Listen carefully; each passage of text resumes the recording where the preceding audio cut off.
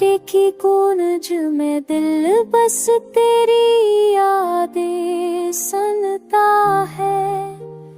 हर लम्हा तेरे बहर दासी का रंग लियो हुए है।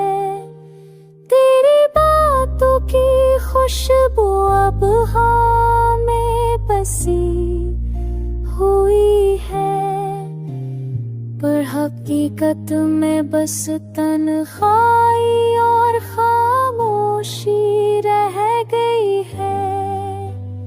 मैंने चाहा तुझे अपनी दुनिया का हिस्सा बना लूं, पर तूने छोड़ दिया मुझे खाली ख्वाबों के साथ।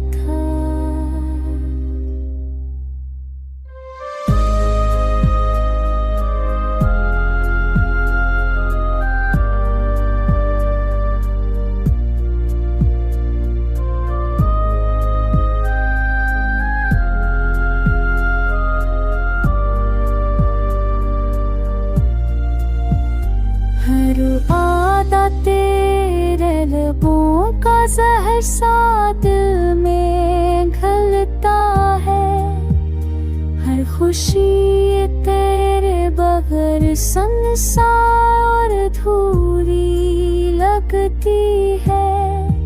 मेरी रातें बस तेरी यादों की चादर में लपटी